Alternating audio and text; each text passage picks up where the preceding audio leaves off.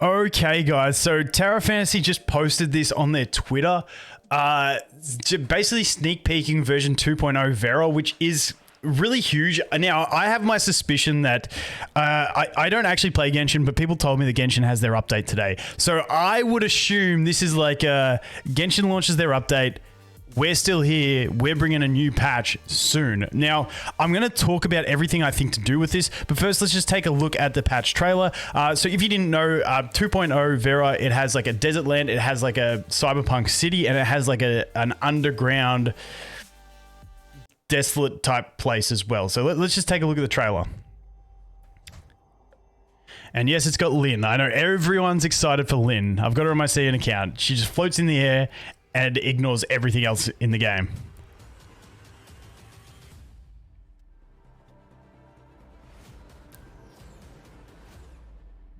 We get some Avengers action as well. There's Ruby.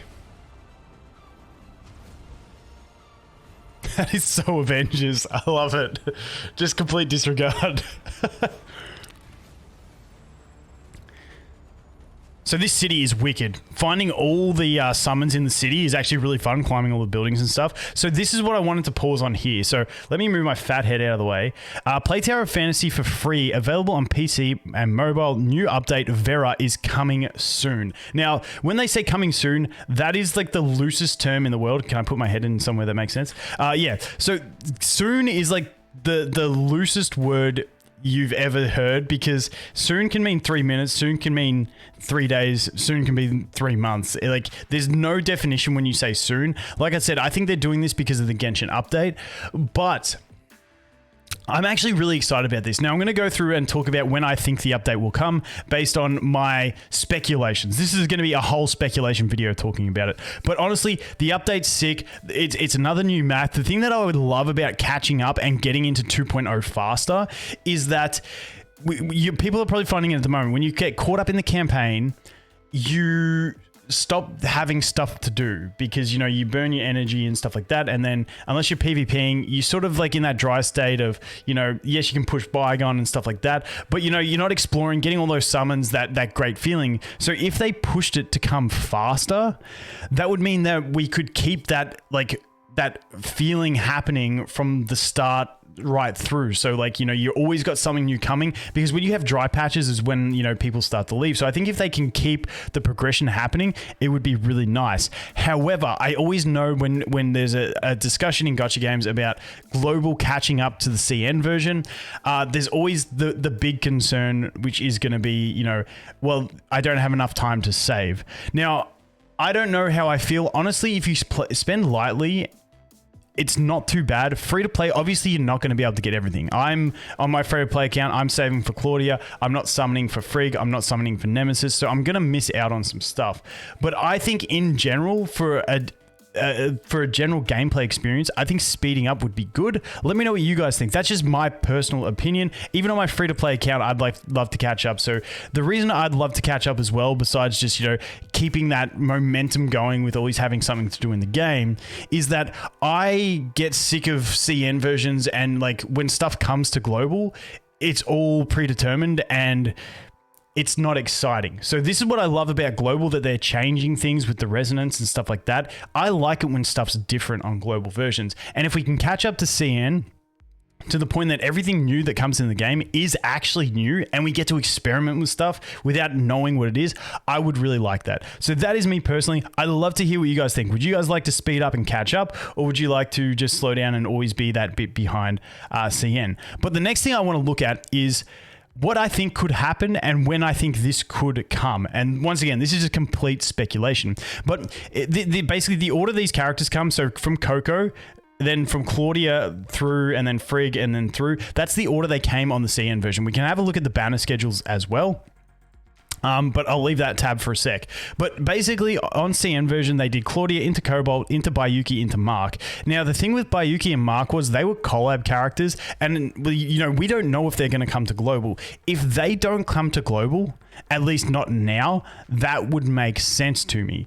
Why they would be posting this over on their Twitter saying that it's coming soon. Now, soon, who knows how long soon is, but I'll tell you my guess in a sec. But basically, when we look at here, if we skip Mark and Bayuki, that would mean we've got Nemesis, who's already on, Frigg, who's confirmed, and then Claudia and Cobalt B. I'll just say Claudia first, then Cobalt B. It could be the other way around. But then Ruby was in 2.0 in Vera. So then we can get there pretty quick. So I've done a little bit of, adding 2 and 2 to make 3. No, but I've done a little bit of calculations. Now take this with a massive grain of salt. So Nemesis was 3 weeks, August 11 to September 1. Frigg's been announced for September 1. And if we continue with that 3-week process, that would be till September 22. Claudia, like I said, Claudia, Cobalt B, who knows? I'm just hoping for Claudia next, so that's why I'm putting her there. But that would be 3 weeks to October 13. And then another 3 weeks to November 3. I'm pretty sure I did that right. Hopefully I did. Hopefully I didn't mess up. But that would mean to me that by November 3rd, which it's my birthday, make sure you say happy birthday. By November 3rd, it's also King's birthday as well. So, share the love on King's birthday. But that would mean then would be a time I could see getting 2.0. I'm not, this is just, once again, just complete speculation. But the fact that if Mark and Bayuki don't come, we could get to 2.0 that quick. That's still maintaining 3-week banners, which if we go over here to CN version, like if you look at Claudia was like 22nd December to the 5th of Jan. That was like a 2-week banner. So like this one was another, that was a decent length to the 13th. That was a little bit shorter, but like you can see like these banners weren't 3 weeks either.